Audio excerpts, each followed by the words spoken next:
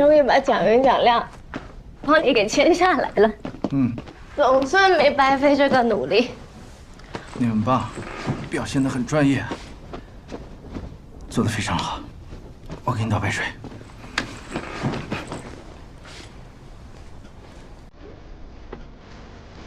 浩明哥，你好好看看我。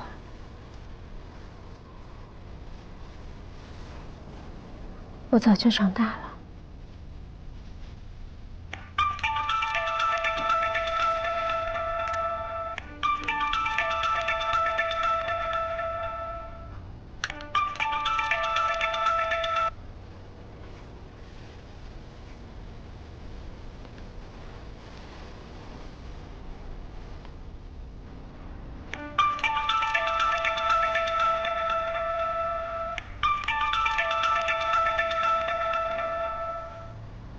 没问题。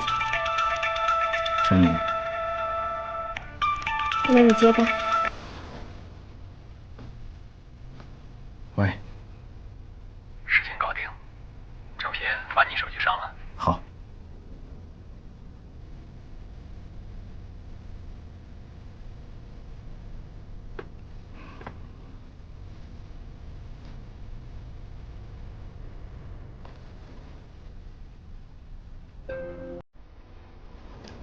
干嘛给我看这个呀？黄总跟方伯伯在美国刚刚签了约，还好方伯伯站在我这边，不然整个新区项目没办法落实。那他是我爸，我喜欢谁，他自然站在谁的一边啊。帮我谢谢方伯伯，早点休息。沈浩明，什么意思啊？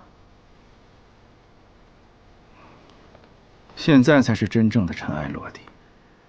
你表现得很棒，今年的年终奖，你肯定非常满意。站住！难道这段时间你对我好，是为了拉拢我爸，是为了稳住我？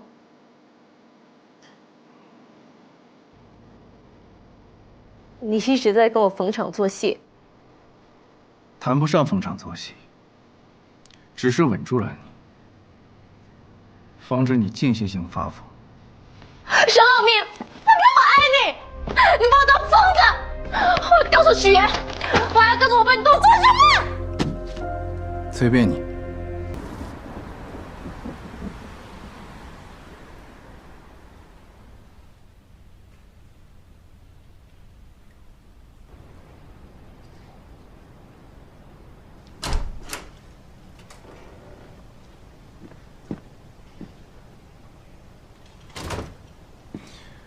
这么晚了，还没睡？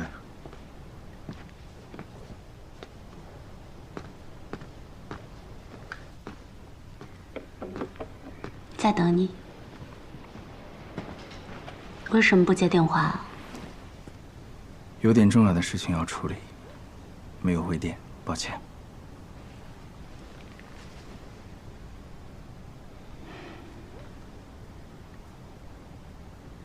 浩明，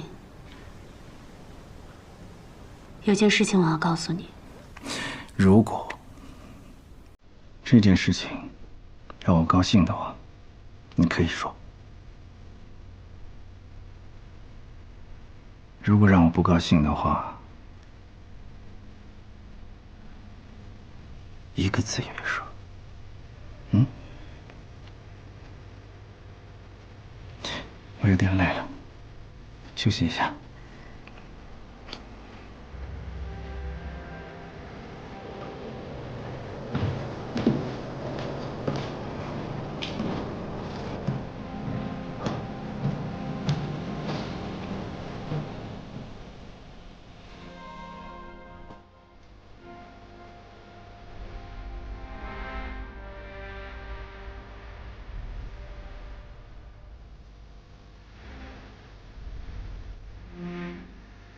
爱恼的方磊依旧抱着沈浩明不让他走，怎料沈浩明丝毫不留情，直接将他交给律师处理。你蓄意破坏这种家庭，你做的每一件事，说的每一句话，所有的证据和录音都在这儿。所以我想奉劝你，你还年轻，需要名誉的地方还有很多。其实，浩明跟浩辰根本不是亲兄弟，而是亲父子。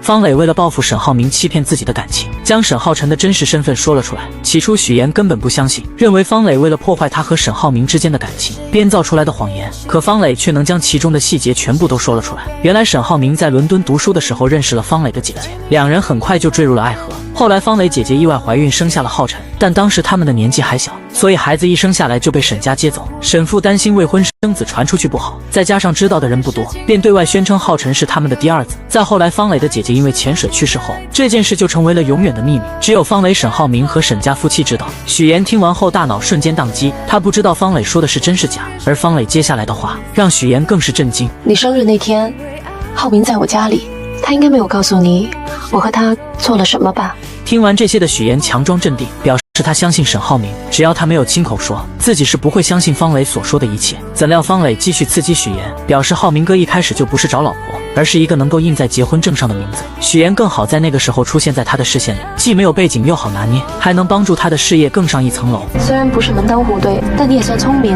又有野心，最近当上主播，正好可以用来宣传他的事业，他的为人。回想着之前发生的一切，许岩开始慌了，一切都串联了起来。而看着许岩难以接受的表情，方磊继续刺激他，说他能考上新闻主播的位置，也是沈浩明在背后动用了很多关系。听完这些的许岩眼含热泪，整个人很是崩溃，以至于浩辰向他走来，他都不知道该怎么面对。回想起沈浩明跟他说的种种，他的内心开始动摇，但他还是想听丈夫亲口跟自己说这些。晚上回到家，许岩看着正在忙着做饭的沈浩明，直接说出了方磊告诉自己的事情。沈浩明听完后也不再装了，他坦白了沈浩辰是自己的私生子。为什么要瞒着我呢？我不是跟你说过，任何影响我们之间感情的话都没有必要说出来吗？那你打算要瞒多久？一辈子吗？你为什么要骗我呢？听着许岩说的这些话，沈浩明转身来到保险柜，拿出一叠资料，直接甩到桌子上，揭开了许岩的真实面目，并表示当初刚认识许岩的时候，他的外形和品质都是自己喜欢的，而且沈母是个极其挑剔的人，很少有女生会取得他的欢心，但许岩做到了。再加上许岩是个聪明且懂得忍耐的女人，如果她要找一个门当户对的真千金，可能他们不会容下浩辰，但有弱点的许岩可以。还有就是许岩有野心，可以助力自己的事业。我是骗了你，但难道我没有大方给过你任何的支持吗？在沈浩明心里，他们各需所需，不必抱怨。是自己帮许岩节目冠名当上新闻主播。当林涛闹事的时候，向银行领导施压，周泽远用身份要挟许岩，自己则调查罪证送他进监狱。沈浩明觉得他骗了许岩，所以愿意花钱买下他所谓的谎言，而他只希望许岩做个完美的妻子，助力他的事业，照顾他的家庭。而他作为一个丈夫，尽自己该尽的责任，祝许岩事业有成。听完这些的许岩一脸冷漠地看着沈浩明，觉得自己先前的爱恋和愧疚就像个笑话，但他还是问出了自己一直想要知道的问题：你有真的爱过我吗？从一开始知道你是骗子，我就不可能动心。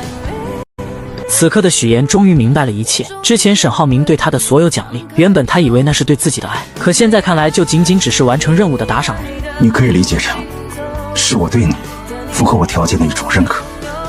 许岩，你再怎么纠结，就显得不够聪明了。沈浩明也不再装了，直接跟许岩摊牌，两人各需所需。他需要有人帮自己照顾家庭，助力事业；许岩想要当上主持人，他们之间本就是利益共同体。而许岩也终于明白，为什么自己每做对一件事情，沈浩明都会挑选一些昂贵的礼物送给他。他本以为那是爱，却没想到那只是两方合作之间互惠互利的报酬罢了。听着沈浩明句句不爱自己的话语，看着桌子上的那一沓资料，许岩心如死灰地离开了这个房间。她漫无目的地走在大街上，回想起两人之间的种种，终于确定了丈夫对自己没有任何爱情。就在这时，沈浩明找了过来。此时看着沈浩明，想起一句话：你在众人之中，暮色深浓，无法辨认，不会再相逢。沈浩明上来开门见山，询问许岩有没有想清楚。此刻的许岩无比的平静，他表示要是想离婚的话，自己也会同意的。可沈浩明要的并不是离婚，现在他的新项目和公司正在起步中，不希望被离婚影响到，所以他还是希望许岩能和自己继续扮演恩爱夫妻。但真正动心的许岩自然是不肯的，他不希望跟沈浩明继续这样貌似神离的做一对假夫妻。怎料沈浩明直接以许岩的工作作为要挟。你现在还没有正事，转入新闻岗。你应该不希望当中会出现什么差错吧？听完这些话的许岩，突然觉得自己的这份工作像个烫手山芋一样，甚至想要脱离。随后，许岩回到单位，录制完新闻后，听到了主任表扬自己，还让自己继续做下去的时候，他突然觉得沈浩明说的也没有错，自己做的这份工作确实能够为他提供顺风顺水的信息途径，而且这一切确实也是沈浩明给他的。他彻底想通了，于是回到家特意做了烛光晚餐，并放低姿态，想要挽回这份感情，表示自己可以做好一个妻子的角色，也可以接纳浩辰，但只求一点，希望沈浩明能够相信自己对他的爱是真的，无关身份和地位。然而面对许岩这么卑微的示爱，沈浩明却无动于衷。你还是图名或者图利吧，这样我还会觉得你真实点。就像你说的，我们之前说好的，无论在工作或者在家里，我们各司其职，互利互惠，这样不是挺好的吗？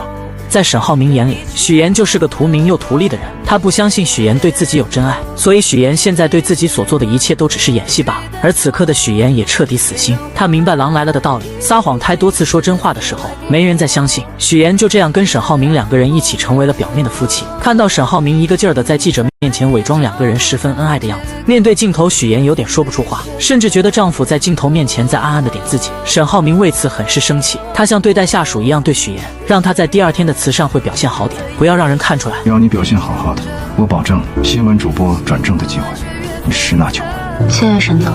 就在两人准备睡觉的时候，律师打来电话说方磊要自杀。原来方磊这几天一直联系沈浩明，沈浩明并没有理会他，所以他才想出了这种办法。而沈浩明接到电话后就匆匆赶往现场，面对方磊的要挟，沈浩明丝毫没有怜惜，只有厌恶。他直接将方磊踢出新项目的参与，说完冷漠的离开了。晚上参加慈善会的时候，许岩彻底不想再配合沈浩明，他故意将方磊拉到身边坐下，沈浩明出声制止，许岩丝毫没有理会，甚至开口让方磊有时间多帮他照顾好明哥。这些话让方磊都有些丈二和尚摸不着头脑。而沈浩明看到许岩像变了一个人一样，只是沉默也没说什么。而在拍卖的时候，许岩更是拿着沈浩明的钱，用最高的价格买下一个钻石戒指160万，左边出价160万了，朋友们还有没有加价的？160万，第一次300万。他在拍卖会上用沈浩明的钱拍下天价钻戒，然后很是大方地送给了方磊。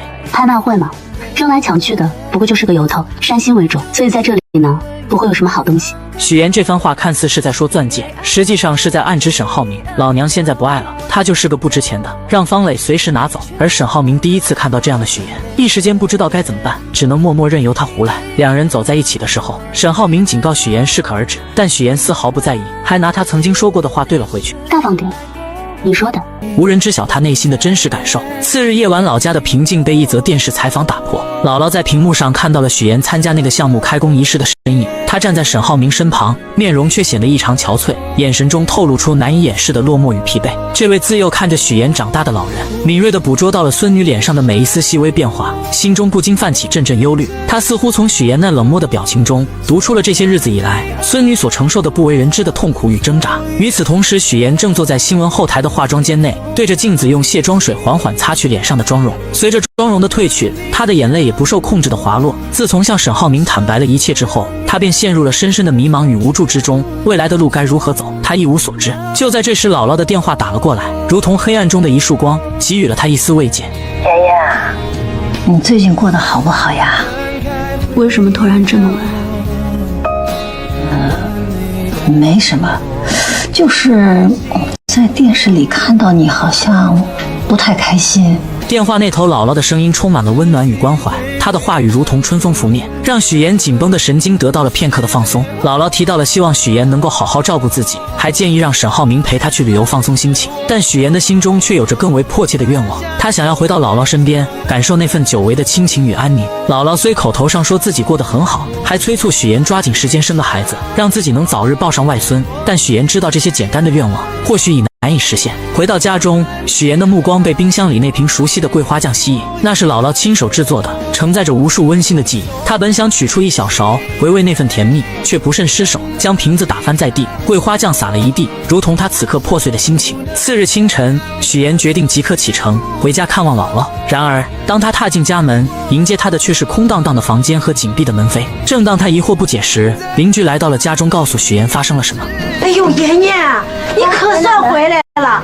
昨天晚上你姥姥晕倒了，我们赶快给她送县城医院了。许岩顾不上多想，立刻驱车前往医院。在病房里，他看到了昏迷中的姥姥，心中充满了自责与愧疚。母亲告诉他，姥姥是间歇性脑缺血发作，幸好送医及时，才没有造成更严重的后果。此刻姥姥需要的是静养与陪伴。在许岩的坚持下，他留了下来，独自一人守在姥姥的病床前，看着这位唯一疼爱自己的人躺在病床上，生命如此脆弱，许岩的内心充满了前所未有的悲伤。他认为这一切的不幸都是因为那些无法言说的谎言所导致的。在这一刻，他终于下定了决心，要与沈浩明离婚，彻底结束这段充满谎言与痛苦的婚姻。夜幕降临，医院里一片宁静。谁让你回来的？醒了。许岩意外地发现姥姥竟然醒了过来，他看着眼前的孙女，眼中满是慈爱与关切。许岩向姥姥倾诉了自己的打算，想要在荆州为姥姥购置一处郊区的房子，让她搬来同住，以便更好地照顾她。但姥姥却看出了许岩的真正意图，她虽然感激孙女的孝心，但更希望许岩能够过好自己的生活，不要因为自己而耽误了前程。她习惯了乡下的宁静与自由，不愿成为孙女的负担，于是便想着让许岩回去，不要耽误了她自己的工作和生活。而另一边，沈浩明在公司里得知了许岩打算离婚的消息，心中五味杂陈。现在是他转正的关键，为了那个岗位，他努力了很久。他不会放弃这个机会，更不会放弃现在拥有的一切。沈浩明很是自信，他认为现在是许岩转正的关键时期，为了那个岗位，他努力了很久，不会轻易放弃这个机会，更不会放弃现在拥有的一切。但很快就被打脸了。晚上，许岩直接拿着离婚协议来到沈浩明面前。这一刻，许岩不再害怕沈浩明的威胁，也不怕被戳破谎言，宁愿净身出户也要离婚。我们离婚吧，不要你一份财产。一旦离婚，你现在享受的豪车、别墅、司机、保姆、奢侈品，以及跟沈家所有有关系的资源，跟你一点关系都没有。本来就不属于我，而且我现在不需要了。许岩终究还是提出了离婚，谁知沈浩明为了维护自己在公司的声誉，竟用他的事业作为要挟。然而许岩根本不怕，他直接给方磊打电话，利用激将法让他说出浩辰是沈浩明儿子的事，然后录音，以此来威胁沈浩明答应。是想要和平分手，还是鱼死网破？你来决定。沈浩明从来没有想过许岩是爱他的，在他眼里，许岩是因为名声接近自己，认定他既图名又图利。他永远都不会知道，许岩是因为那瓶桂花酱和那个卡通的创可贴而爱上了他。许岩离开沈家后，再次找到自己之前的房东，租到了自己刚来荆州时租的房子。看着眼前熟悉的一切，此刻的他心里无比的轻松。他终于不用伪装自己，不再害怕被人揭穿谎言，大大方方的活出自我。另一边的沈浩明也没想到许岩会如此决绝，他拿出一幅画挡住了和许岩的婚纱照。隔天，许岩找离婚律师商量离婚事宜，没想到却被孙思维看见。刚才那个男的，他是律师吗？丁律师啊，专打离婚官司的，他在律师圈很出名，他接手的都是顶级客户。很快，这件事就在公司传开了，而方磊也得到了这个消息，他觉得自己终于有机会了，便用父亲的名义约见沈浩明。怎料沈浩明看到他转身离开，方磊见状追了出去。与此同时，来采访的许岩正巧看到了这一幕。你什么时候才能看清楚啊？我才是最爱你那个。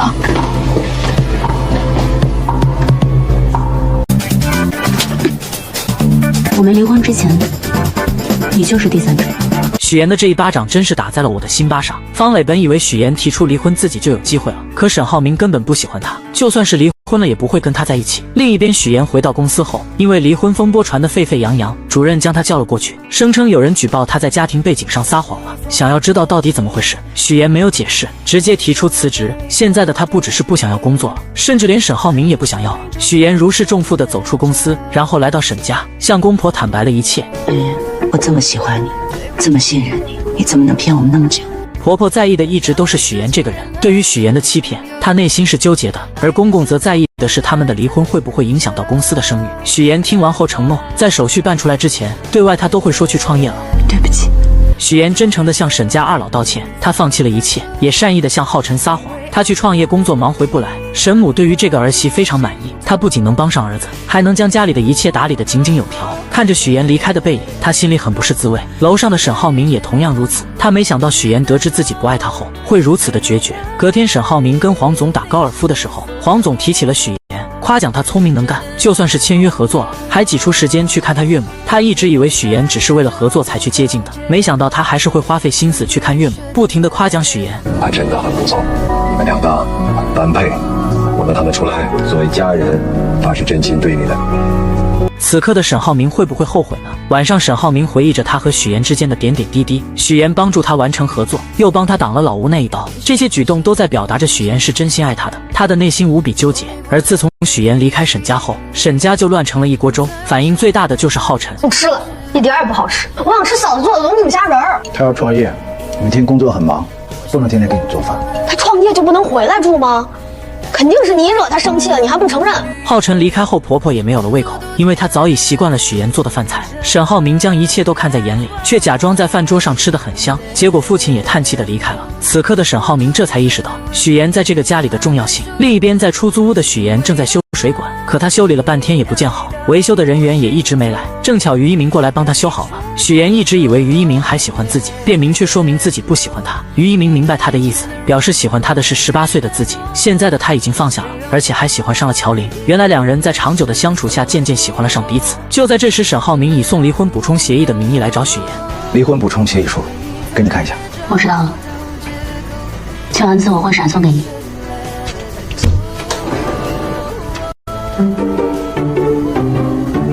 正好我今天没事，做下来一条条对一下。沈浩明和于一鸣以这种尴尬的方式见面了。他就是你的老公。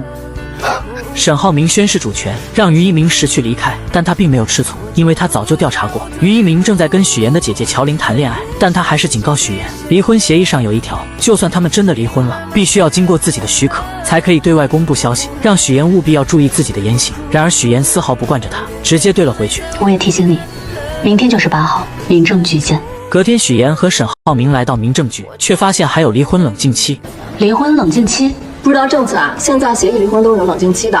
顾名思义呢，就是给你们一个冷静思考的机会，冷静到下个月8号。如果你们要是不想离了，就不用跑一趟了，这边会自动撤销申请。这个消息让两人都感到有些无奈，但也只能接受现实，各自回家等待。沈浩明回到家后，发现家中气氛异常压抑。弟弟沈浩辰因为吃不到许岩做的菜而闷闷不乐，他认为是沈浩明惹许岩生气了，才导致他离家不归。沈浩辰一气之下独自回到房间。沈母看着桌子上的鱼，眉头紧锁。他觉得这道菜远没有许岩做的好吃，心中不禁涌起一股失落感。他觉得自己失去了一个看上眼的媳妇，心情愈发糟糕，最终也生气地离开了餐桌。就连沈父看着一家人如今这个样子，也默默地走开了，只留下沈浩明一个人独自坐在餐桌前，面对着满桌的冷菜残羹。他突然意识到，原来许岩在家庭中的地位和作用，远比他想象中的要重要得多。晚上，沈浩明来到沈浩辰的房间，他看着床上的相册，里面全是许岩陪着沈浩辰一起度过的开心日子。那些照片中的笑容，让沈浩明不禁陷入了沉思。他开始意识到，许岩不仅仅是一个妻子，更是这个家庭中不可或缺的一员。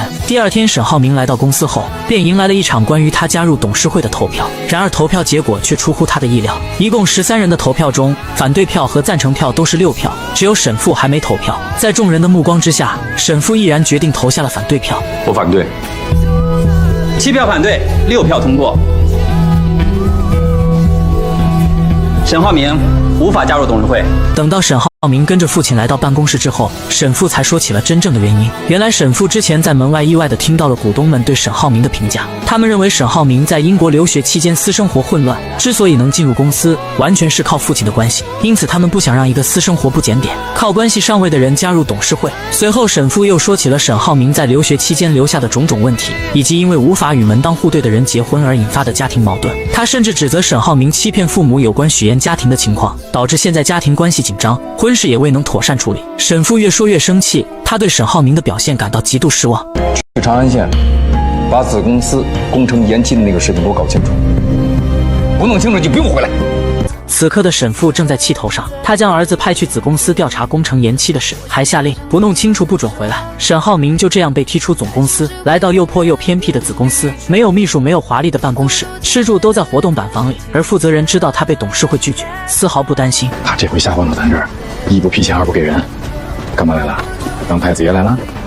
明摆着就是个气死。另一边的许岩求职过程很不顺利，找不到合适的工作，只能应聘主播带货。而让他引以为傲的播音腔，在老板眼里就是笑话。你这是播新闻呢，还是带货呢？你这么播不行啊！你要想留住人，你说话得有力度，你语言得有爆发力，你得燃起来吧，观众。为了保住这份工作，许岩开始跟着老板学习直播技巧，没日没夜的学习带货话术，还在家里练习了许久。可第2次试镜的时候，还是不能让老板满意。无奈之下，老板只能让他先去做主播。主播在那边介绍产品，他就不停地吃东西，吃到快要吐了也要忍住。可即使这样，还是不尽人意。要是跟人互动啊，就知道吃，吃也行，把自己塞得跟猪似的。吃相呢？那你是不是得吃得美，吃得香，这样才能勾起那个直播间下单的欲望？这么简单的事儿你做不好，我真不知道你是怎么当上那个什么那个新闻主播的。直到第4次，他才终于成功，懂得跟观众们互动，知道该怎么推销产品。与此同时，乔琳在刷视频的时候，无意间刷到了妹妹的直播，于是他通过语音鸣要到了许岩的地址。来了后，才得知许岩和沈浩明正在闹离婚。在许岩口中了解到沈浩明做的所有事，替妹妹打抱不平。但一开始的确是我做错了。许岩现在想清楚了，沈浩明不是他想要的人。现在他只想尽快把婚离掉，不想再有任何欺骗，也不想再和沈浩明有任何瓜葛。可姐姐心疼他这样太辛苦。比直播苦的工作多的是了，而且我觉得我现在过得很坦荡，不像之前那样随时害怕被揭穿，清醒胆战的过日子。自许岩与沈浩明分道扬镳后，两人各自踏上了艰辛的奋斗之路。许岩投身带货主播行业，每日面对形形色色的挑战，从选品策略到直播技巧，从与供应商的周旋到与观众的互动，每一步都凝聚着他的汗水与智慧。而沈浩明则踏上了前往成安县工地的征途，他的任务是深入调查工程延期背后的真相。初到工地，沈浩明便被这里杂乱无章的景象所触动。钢筋随意堆放在露天场地，经受着风吹雨打，表面已开始出现锈迹。显然，这样的存储方式极易导致钢筋氧化，影响工程质量。随着时间的推移，沈浩明逐渐与工人们建立了信任。在一次次的闲聊中，他从工人们的口中得知了更多关于工程延期的细节。在建的楼房中，窗户尚未安装，内部材料毫无保护措施，一旦遭遇雨季，后果不堪设想。除了天气因素外，管理上的疏漏、材料的不当存放以及施工标准的缺失，都是导致工程进度受阻的重要原因。面对这些问题，沈浩明决定采取行动。他召集了所有工人，首先亮明了自己的身份与来意。客套话我就不多说了，我这次来这儿主要是调查我们工程延期的问题。随后详细列举了他在工地中发现的种种问题，从钢筋的锈蚀到楼内材料的保护，从施工标准的缺失到管理上的漏洞。沈浩明深知，如果这些问题不解决，工程将无法通过验收，更无法按时交付。于是他果断提出了返工的要求。然而这一决定并未得到所有人的支持。带头的小包工头首先提出了异议，他声称公司目前资金紧张，无法支付返工所需的费用，要求沈浩明先解决资金问题，工人们才愿意继续工作。同时他还强调自己只是按照公司的要求施工，对于工程质量问题并无直接责任。面对这样的回应，沈浩明并未动摇，他敏锐地察觉到工人们施工质量的低下以及缺乏统一标准的问题。为了激励工人们提高施工质量，沈浩明提出了签署个人合同的想法。他承诺，只要工人们能够按照标准施工，保证工程质量，他将亲自监督工资的发放，确保每个人的劳动都能得到应有的回报。然而这一提议却遭到了小包工头的误解，他认为沈浩明此举意在挖角，试图将他的团队纳入麾下。面对误解，沈浩明耐心解释，他强调自己的目的只有一个，那就是确保工程的质量和进度，同时保障工人们的合法权益。为了打消工人们的顾虑，他还特意准备了一袋子现金，表示每天工作结束后，工人们都可以到办公室领取当天的工资。这一日结工资的承诺瞬间点燃了工人们的热情，他们纷纷表示愿意与沈浩明签署合同，重新投入到工作中去。就在小包工头准备抗议并带领部分人离开时，沈浩明一个电话便叫来了一大批新的工人。在沈浩明的带领下，工地上的各项工作开始有条不紊地进行起来。回到办公室后，沈浩明并未放松警惕，他向工程负责人询问了工程延期的具体原因。负责人解释说，材料和人工的涨价是导致工程进度受阻的主要原因。然而沈浩明却有着不同的看法，他认为材料和人工的涨价只是表面现象，真正的原因在于工程的多次返工，浪费了大量的材料和人力。他还暗示这其中可能存在着不为人知的利益输送。3天，就3天时间，把整个项目初始到现在所有采购的报价、实际支出、员工工资整理一遍给我。与此同时，另一边的许岩也在为自己的事业奋斗着。他成功申请成为了单独直播间的主播，开始了自己的带货之旅。在一次直播中，陈琳偶然刷到了许岩的直播间，并将这一消息告诉了沈浩明。于是当沈浩明看到直播间里的许岩正在热情地推销无骨鸡爪时，他的目光被一个疯狂下单的观众所吸引。查看头像后，他发现这个人竟然是沈浩辰，于是一场无声的较量在直播间里悄然展开。沈浩明也加入了疯狂下单的行列，与沈浩辰争起了榜1大哥的位置。然而最终还是沈浩辰更胜一筹，稳稳守住了榜首。这50、70、100的，这好几百单了，能吃完吗？搞批发的？你管他是不是搞批发的呢？这就是他直播间的金主爸爸，妥妥的榜一大哥。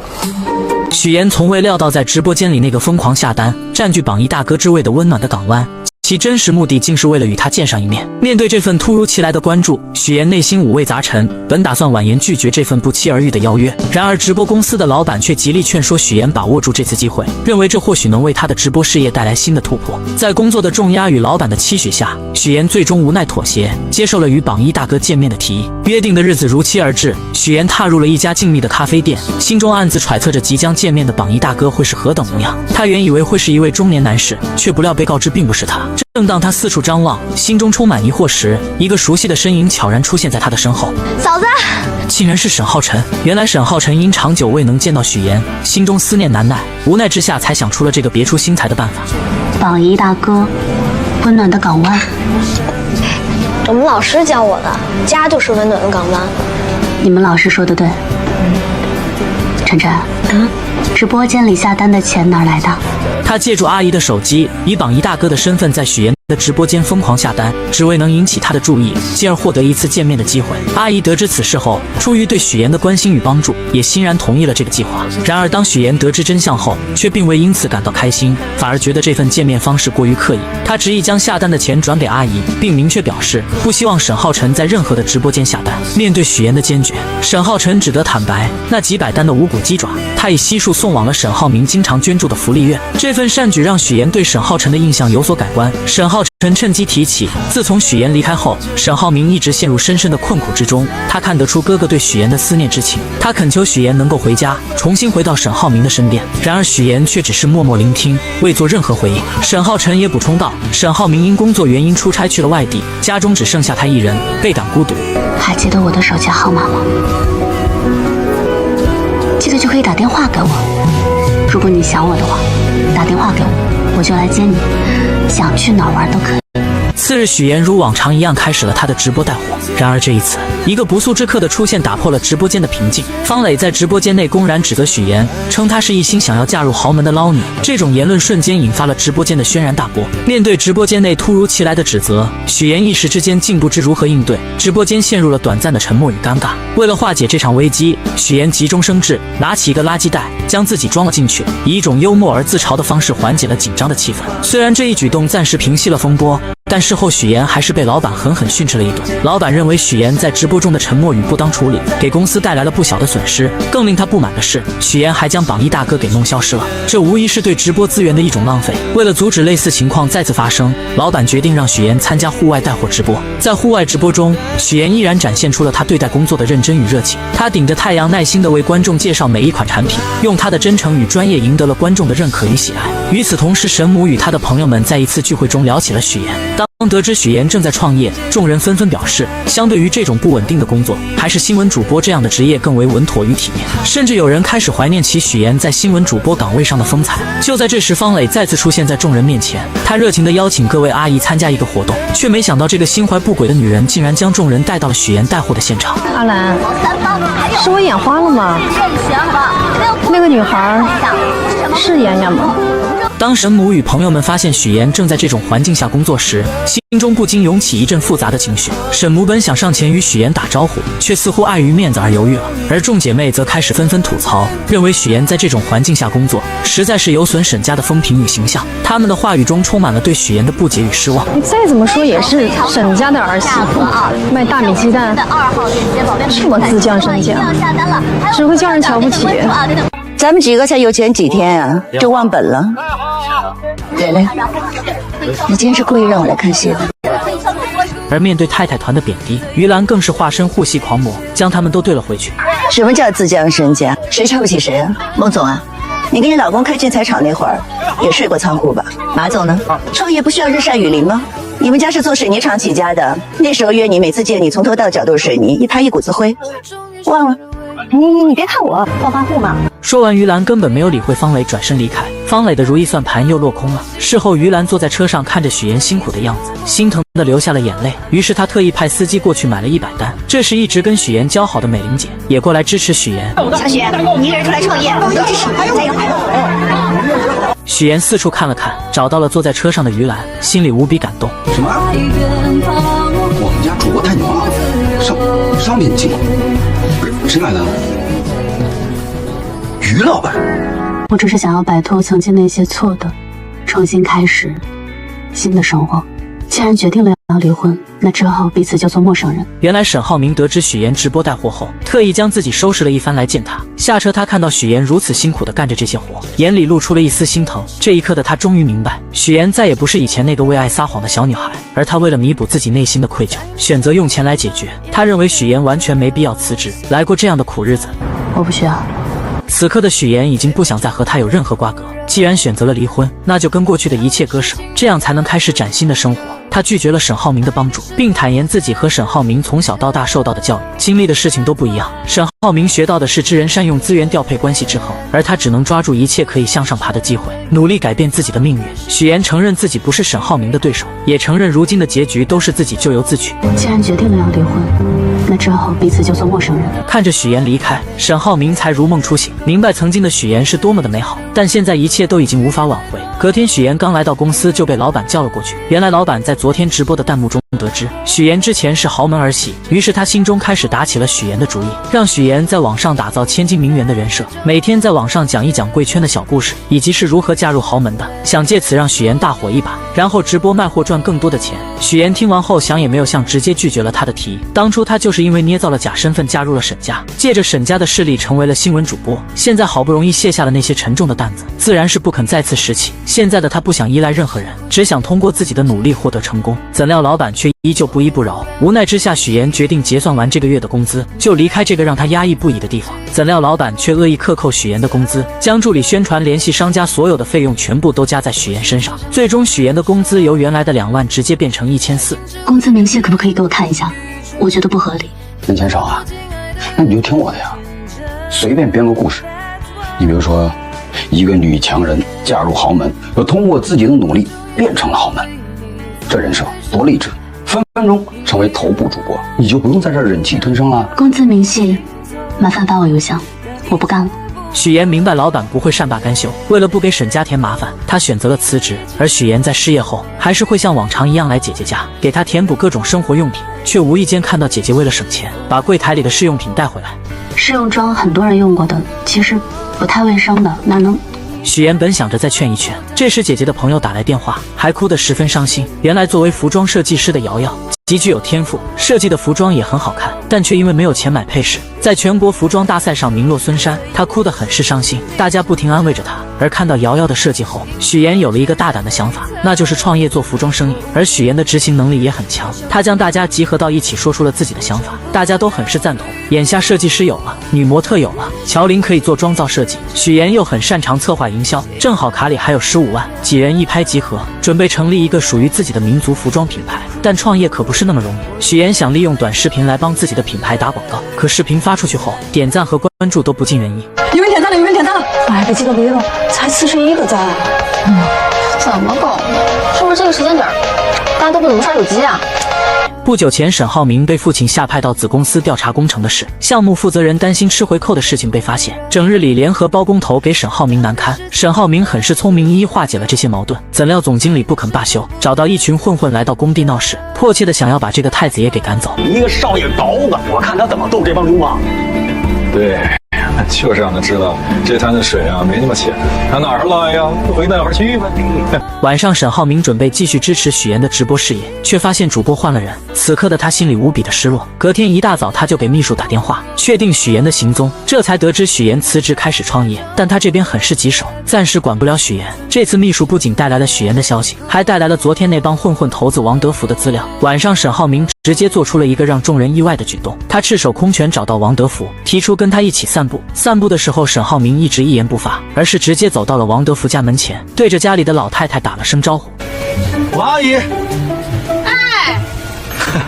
小婶儿啊！王德福无奈之下只能先让随从们离开，而沈浩明则跟王阿姨表示今天来家里是谈生意的。此时的王德福心里再不情愿，也不敢在母亲前面发作，只好将沈浩明请到家里去。而沈浩明则开门见山地说出了自己的建议，他建议王德福先不要想着收回工程款，忽悠他继续投钱修路，这样的话之前投入的钱就能成为投资款。不仅如此，沈浩明还答应，只要房子建成，王德福不仅能优先选房，还将小区里的绿化项目都交给他来做。王德福听完有这好事，立马同意与沈浩明合作。处理完这件事后，沈浩明就设了一顿简单的鸿门宴，邀请总经理过来谈谈。我请了新总经理，明天到任。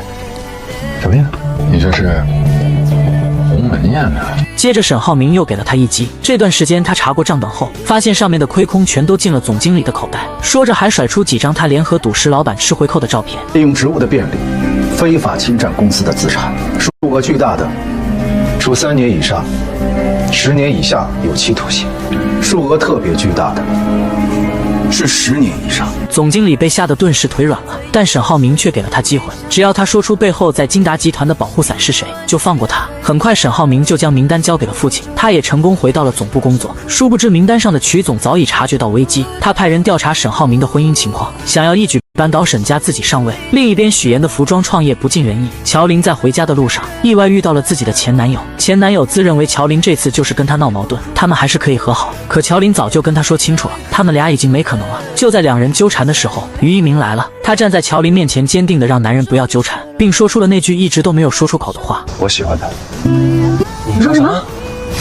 两人的关系在这一刻开始变得微妙起来。随后，乔琳来到许妍家，发现大家都很是沮丧。原来昨天的视频发出去后，就只涨了11个粉丝，但许妍并没有放弃，她开始思考研一方的不足之处，与法国的一个小众品牌做对比，决定从产品的功能性和大众性着手。我觉得这个方向很对。如果按妍妍刚才说的话，我有一个预设想啊，就是下一次的视频，我们可不可以融入普通人一天这样的设定？普通人的一天，那就是整体都改得生活化一点呗。没问题，就按照这样，我们去改变一下方案，融入到下一期的新品里面。对呀，没问题。不久前，为了给工作室拉投资，许妍每天游走各大老板之间，介绍工作室的产品，陪着喝酒应酬，可结果却不尽人意，大家都以知名度不高婉拒了。沈浩明每天下班都会在许妍的必经之地等着他，默默地关注着，看着他辛苦的样子，心里很是难受。每次当他想要上前帮忙的时候，都会想起那天说的话：既然决定了要离婚，之后彼此就做陌生人了。就在沈浩明内心挣扎纠结的时候，乔琳出现了。你在这儿干嘛呢？我来看一下妍妍。乔琳一直想给妹妹讨回公道，她看到沈浩明后，说起了他们两人之间的事情。虽然许妍有做错的地方，但她沈浩明也不是完全无辜。当初两人之间被揭穿后，许妍很是努力的想要挽回这段感情，可沈浩明却不相信她还利用她。但凡他对许妍好一点，也不会变成现在这种样子。既然当初那么决绝，那么今天就没必要这么假惺惺的。沈浩明听完后并没有生气，表示自己现在是真心想帮许妍的，希望乔琳能帮自己劝一劝。乔琳二话不说就拒绝了。我们妍妍现在1分1毛都不会再用你的了，你要不然赶紧走吧，以后也别再来了。隔天，许妍正常见客户帮严一房拉投资，这一幕正巧被蒋亮看到。之前在酒会上的时候，蒋亮就曾对许妍比较有好感。得知他自己创业拉投资后，更是猜到前段时间传出来的离婚风波很可能是真的。蒋亮很清楚许妍的能力，也很看好他的项目，但现在的严一方知名度太低，他不会轻易投资。可他为了帮许妍出面介绍了一个很出名的摄影师，就这样得到了许妍的联系方式。之后两人相处后，蒋亮越来越喜欢许妍的性格，更是给他的严一房进行投资。另一边，沈浩明准备和巴莱金合作，通过多方打探，发现巴莱金是个极其重视家庭的男人。他认为一个能够经营好家庭的、爱护和照顾好妻子的男人，才是一个有智慧、重承诺、值得信赖的合作伙伴。为了能谈下合作，沈浩明不得不厚着脸皮联系许妍寻求帮助。两人见面后，沈浩明依旧装作一副高高在上的模样，表示自己现在可以给许妍一个融资的好机会。许妍一下子就戳穿了他：是你遇到的困难比较大吧？许妍很明白，肯定是他遇到很棘手的事情，才会迫不及待地找上自己。沈浩明见状，知道自己无法再维持刚刚那副姿态，只能开门见山向许妍说明情况，表示需要许妍配合他再次扮演恩爱夫妻，出现在巴莱金夫妇面前，以此来博得好感，达成合作。说着把资料递到许妍的手里。许妍接过资料，了解完情况后，开始跟他谈起利益问题。而当他得知沈浩明要是能达成此次合作，能给沈家带来至少10个亿的时候，果断提出要100万的报酬，这让沈浩明很是惊讶。他知道做服装行业很烧钱，本以为许妍会提出更大的要求，没想到就只要100万。而为了再次和许妍搭上关系，他提出1000万，不过是入股而不是报酬。没等他说完，许妍直接拒绝了。我没有想让你来做我的甲方，这一次的合作是平等的，我只拿我的酬金，其他的我都不需要。听完这些的沈浩明心中无比酸涩，但他也只能答应下来。好，就这样说好了，100万当做你的酬金，但是你必须要记住，巴莱金先生很看重夫妻感情，我们必须要在他们面前表现得非常非常恩爱。合作愉快。合作愉快。许我耀眼的高能情节终于来了。即将离婚的沈浩明和许妍达成合作，在客户面前假扮恩爱夫妻。原来沈浩明为了跟一对俄罗斯客户合作，特意找许妍帮自己。许妍提出了100万的报酬，两人各取所需。隔天夫妻俩就开始了变装秀，穿着一身芭比牛仔风的衣服来到酒店，只为引起巴莱金夫妇的注意。虽然两人表现得很是卖力，但还是错失了机会。Seems so in love。不过我不喜欢芭比，我更喜欢 Twilight 暮光之城的爱情。听完这些，沈浩明决定实施 B 计划，将自己打扮成暮光之城的样子，拼命在巴莱金夫妇面前刷存在感。These guys are like Edward and Bella. Yes, that's my favorite love story. You remember we used to watch together? Yes, wasn't that way? 可这一次还没有跟人家搭上话，幸运的是知道了巴莱金居住的房间，于是两人再次换装，来到酒店定下了巴莱金隔壁的房间。随后两人执行 C 计划，沈浩明给前台打去电话，定制了一个最贵的浪漫套餐，但故意把房间号说成隔壁的。在猫眼里看到服务员将蛋糕送到隔壁房间后，许妍和沈浩明就出来敲响了房门，说自己订的蛋糕不小心送错了房间。看到女人已经开始吃了，许妍立马露出一副很是失落的表情，接着走到他跟前拍马屁，这么美的鲜花蛋糕，就是要配这么美丽的夫人。许妍的这番话成功获得了女人的好感，邀请他们一起共同享用。许妍拒绝了，表示这么浪漫的蛋糕只属于美好的2人世界。我带你去酒店的草坪吧，听说很有名，还有节目表演呢。你们也去草坪吧，咱们到时候一起喝一杯。好啊，晚上见。就这样，两人成功跟巴莱金夫妻搭上了关系。回到房间后，许妍开始收拾行李，她本能的开始帮沈浩辰收拾行李。当她拿起衣服准备挂起来的时候，才反应过来这些都不应该是自己干的。于是她把衣服重新放到行李箱，让沈浩明自己收拾自己的行李，这让沈浩明心里有些失落。晚上来到草坪，4人坐在一起相谈甚欢。同时，翟总的助理也注意到了这一幕。草坪上举办了有趣的情侣游戏，巴莱金夫妇很是踊跃地参加了。沈浩明在为两人喝彩的时候，突然发现有男人盯着许妍，顿时醋意上头，脱下自己的衣服盖在了许妍身上。许妍则直接将衣服扔开。沈浩明见状，让他注意下，别忘了他们还有合作。我不是你的下属，请不要命令我做事情和以前一样。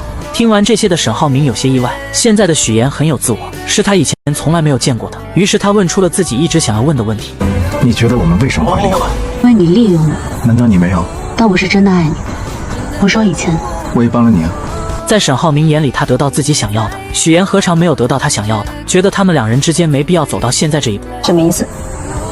想挽回？我有挽回过啊，有用吗？所以你挽了。沈浩明心中想着挽回，可嘴上却总是说这两者之间的利益关系，否定许妍的能力，觉得他在外面创业，所有的钱都打水漂了，只有他才能救许妍，所以许妍只有回到他身边才能成功。听完这些的许妍直接对了回去：你凭什么高估你自己？你又凭什么贬低我？你觉得没有人要投我吗？我告诉你，想要投我的人都排着队呢。你要投啊？你排队好了。此刻的沈浩明迫切地想要知道到底是谁在投资。就在许妍准备离开的时候，却被巴莱金夫妻叫住。女人炫耀了一番自己的奖品，并建议许妍上去玩游戏。要玩吗，老公？来啊！然而两人玩游戏的时候，泼起水来一个比一个狠，丝毫不给对方留情面。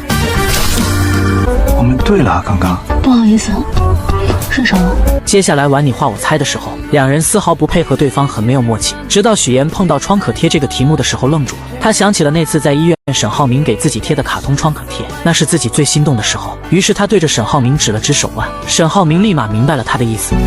创可贴，恭喜回答正确，太不可思议了。我怀孕了，孩子是你的。我本来是打算去打掉的，但医生说，如果我这次打掉孩子，以后就不可能再生了。我们都分手一段时间了，怎么可能？那个时间我只跟你有过。沈浩明终于敞开心扉，跟许妍讲述了他和方瑜的故事。原来许妍和沈浩明跟巴莱金夫妇告别后回到房间，许妍很是疑惑，他为什么不通过金达集团和巴莱金正式接洽，反而要费这么大功夫？是公司出了什么事情了吗？沈浩明听见后笑了笑，他如实的说出了自己在公司里的现状。其实他并不受沈父的信任，董事会的人面上看似很尊重自己，私下却十分不服气，所以他现在还不是董事会的人，根本不能用集团的名义来接洽巴莱金，因为国外板块一直都是金达的弱项，只要自己和巴莱金达成合作，就能成功进入董事会。虽然许妍能明白他进董事会的心，但他很不理解为什么沈父会不信任沈浩明。沈浩明见状表示，当初自己未婚生子，坚持把浩辰带回家抚养，跟父亲产生了很大的分歧，并没有把许妍的原因说出来。而当沈浩明说完这些后，许妍还是问出了自己一直想要知道的事情。你可以跟我说说关于浩辰妈妈的事情，我想说也没有关系。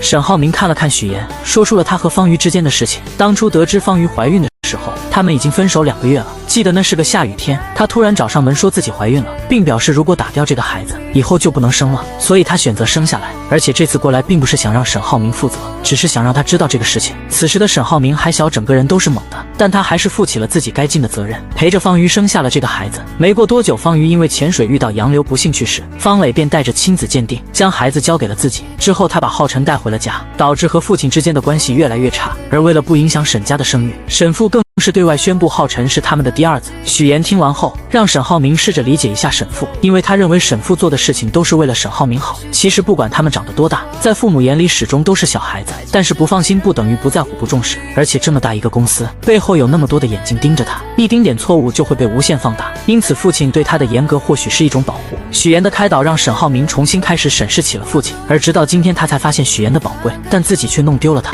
谢谢你，我确实有被安慰到。那就早点睡。两人在准备睡觉的时候，沈浩明真的很想搞清楚谁给许岩投钱了。他不停地举例着自己周边的人，许岩就是晾着他不说。我的事情你不要管，你也没有权利知道。不要老是问这样的问题，注意你自己的位置。晚安。就在两人聊天的时候，殊不知背后却有人盯着他们。翟总为扳倒沈家上位，特意派商业间谍来打探许岩和沈浩明有没有离婚，想让他拍下两人闹离婚的证据。怎料这个人却是个傻的，他拿着相机爬到树上，没想到却被树下的农药毒到掉了下去。不死心的他趁许岩和沈浩明出去，想要趁着客房服务混进去，没想到却一头撞到了门上。好不容易费了9牛2虎之力进去拍了照片，没想到准备离开的时候，许岩和沈浩明回来了。没办法的他只好躲在衣柜里。明天早上他们就离开了。但是我要提醒你，既然已经做了这么多的准备，那就要选一个恰当的时机，不要太着急的去谈生意上的事情。好的，谢谢你。你不用谢我，我们是按合同。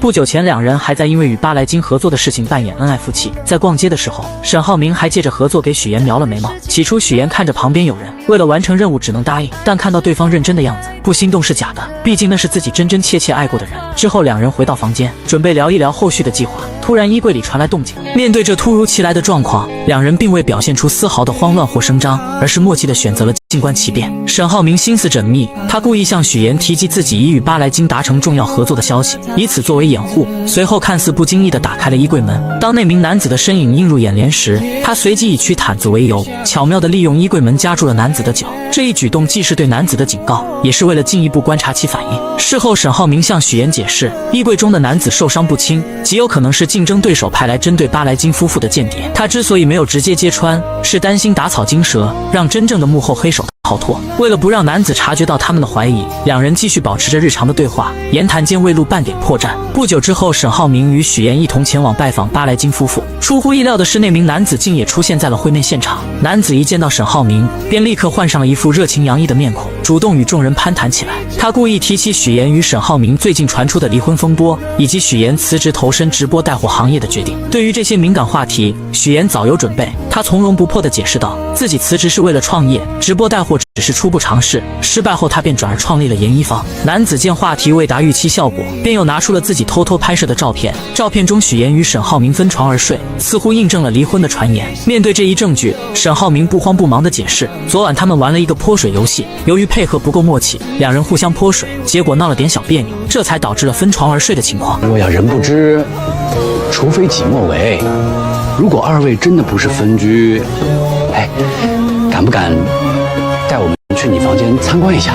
随后一行人来到了沈浩明的房间，众人一进门便被眼前浪漫而温馨的布置所吸引。房间内不仅装饰的别具一格，还摆放着一些趣味横生的玩具，显然是沈浩明精心准备的。他们好有情趣啊！抱歉，破坏了你精心准备的惊喜。男子见状，心中暗叫不妙，但仍不死心，又拿出了二人在家中争吵的画面作为证据。然而沈浩明与许岩却镇定自若地解释，那只是许岩在做瑜伽，而他在一旁打电话，根本不存在争吵的情况。男子见无法再找到破绽，只好尴尬地提出晚上请众人吃饭以表歉意。晚餐时分，男子再次发难，他指出许岩未戴婚戒，这一细节立即引起了巴莱金夫妇的好奇。就在许岩一时语塞之际，沈浩明深情地望向他，坦言两人之间确实存在一些小矛盾，他做过许多让许岩伤心的事，但回想起许岩在他工作繁忙时给予的支持，照顾他的父母，帮助他的弟弟，甚至在他事业上遇到困难时出谋划策，他深刻意识到许岩在他生命中的重要性。虽然此刻他们是在演戏，但这些话却是沈浩明的真心话。说着，他从口袋中掏出了许岩的婚戒，单膝跪地请求许岩的原谅。那下次不能这样。肯定不会。这一幕深深打动了在场的每一个人，许岩眼中闪烁着泪光，他接过婚戒，并在众人的见证下深情拥吻。这一举动彻底打破了外界关于他们离婚的传言，也让巴莱金夫妇对这对夫妻有了更深的认识。经过这段时间的相处与考验，沈浩明终于赢得了巴莱金的认可。在巴莱金离开之际，他宣布沈浩明的公司正式进入了候选名单，这意味着他们将有机会获得巴莱金集团的重要合作项目。沈浩明也有机会能够进入董事会了。随着一切尘埃落定，许岩向沈浩明表达了自己准备回去的打算。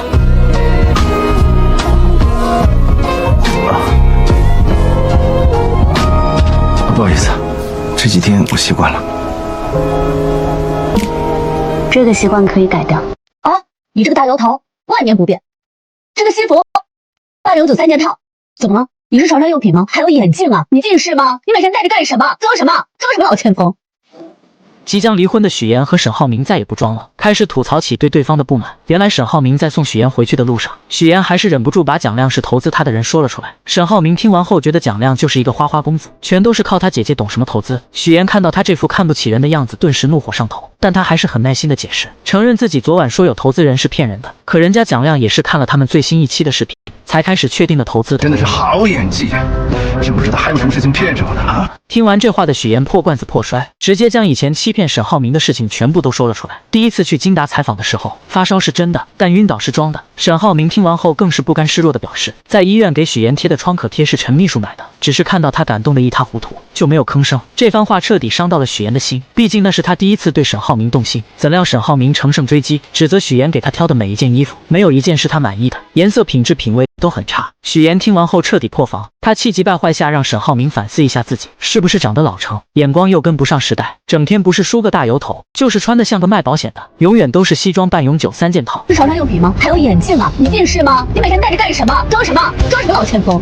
沈浩明听完后气炸了，他摘下眼镜开始火力全开，吐槽许岩做的饭很难吃，自己一直都是硬吃下去的。许岩不甘示弱地说他送的珠宝腕表又土又俗，没有一件是自己喜欢的。没想到沈浩明却说这些东西都是陈秘书买，自己一点都没有参与。无所谓，无所谓，真的无所谓。反正男人送的礼物都差不多，我习惯了。跟我谈之前，你到底几个？我跟你说过几个？你跟我说只有我一个？对，就你一个，还差个0。听完这话的沈浩明彻底破防，他猛踩刹车，紧紧盯着许岩。许岩并没有理会他，下车后提醒他别忘记了8号去民政局办理离婚。沈浩明这才反应过来，自己刚刚都说了些什么。明明自己想要挽回许岩，怎么把这些话都说出来了？两个曾经端着生活的人，终于有了活人的气息。回到家后，沈浩明就收到了浩辰的灵魂拷问，让他尽快把嫂子追回来。怎料沈浩明还是嘴硬，就是不肯承认自己喜欢许岩。我送你一个成语，口是心非。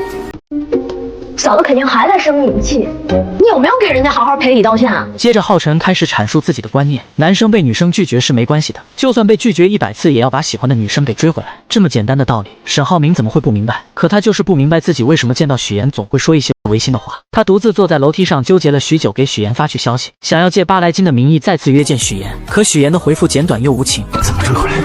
难道还要跟他吵架？我真是一头猪！马上就要到两人离婚冷静期结束的日期，沈浩明为了不离婚都开始有了应激反应，只要听见8这个字，心里就忍不住打颤。于是为了拖延离婚，故意借口自己在国外出差，甚至来到景点拍下几张在国外的照片，让秘书修图就能蒙混过关。然而他却低估了一个全能型人才的侦查能力。许岩看到照片后，直接来到了沈浩明家堵他。一定是幻觉，一定是幻觉。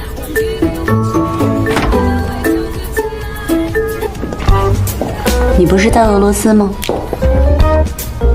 为了不和许岩办理离婚，沈浩明可真是用尽了手段。他先是谎称自己去国外出差被许岩戳穿，接着又是装病，来到医院将全身都检查了一遍，来拖延去民政局的时间。我建议要先从头开始查，先从耳鼻喉。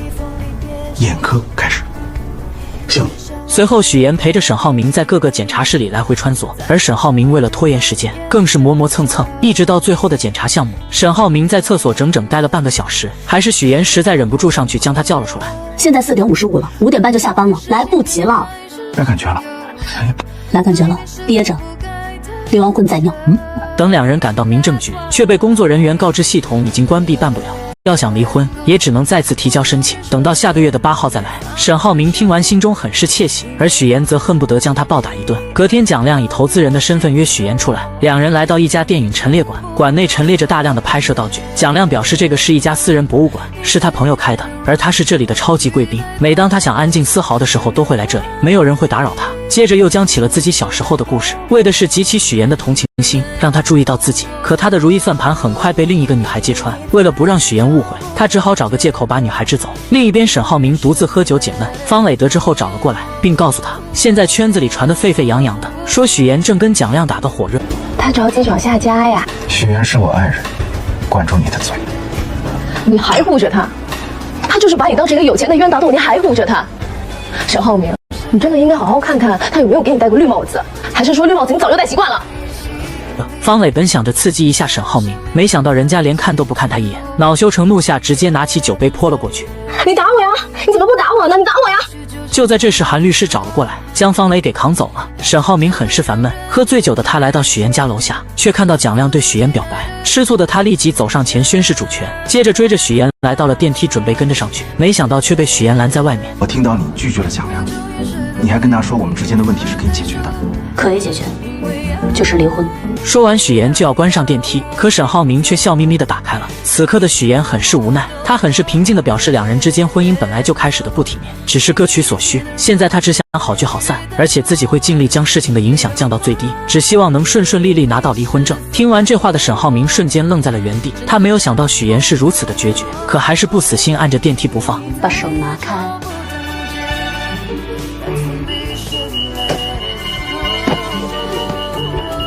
不要占公共资源。回到家后，许岩回忆起两人之间的点点滴滴，心里很不是滋味，只能靠喝酒来缓解情绪。另一边的方磊也在借酒消愁。突然，韩卫平出现在他面前。韩卫平看着方磊失魂落魄的样子，心中有些不忍，便夺过他的酒杯，语重心长地开始劝解他，要学会3次爱别人，7次爱自己，在感情里要做一个清醒独立的女人，为自己而活。可此时的方磊早已陷入了对沈浩明的执念中无法自拔，认定自己只爱沈浩明一个人。就在这时，韩卫平突然靠近他并吻了上去，两人就这样半推半就发生了关系。事后两人坐在窗边，韩卫平看着方磊，心疼他这么多年来一直追着沈浩明，可人家却娶了别人，看都不看他一眼。如果有机会搞垮他，你感兴趣吗？你为什么会说出这种话？因为你。隔天，韩卫平来到公司，以见沈浩明为借口，从陈秘书手中顺利拿到了公司战略合作计划。随后来到楼梯间，迅速拍下了照片。那么他这么做的目的到底是什么？不久前，沈浩辰为了哥哥嫂子的复合，真是煞费苦心。他以下半年参加马术比赛为由，让教练联系嫂子过来商量，自己则赶忙向哥哥报信，让他赶紧过来。就这样成功将两人聚到了一起。而为了给两人创造独处的空间，更是借口拿果汁火速开溜。可屋内尴尬的气氛让许岩有些不知所措，于是他谎称自己还有工作，转身离开。沈浩明不知道该以什么借口留下他，只能任由许岩离开。等浩辰端着果汁回来，没有看到嫂子，立刻指责哥哥浪费了自己好不容易争取到的机会。我真的是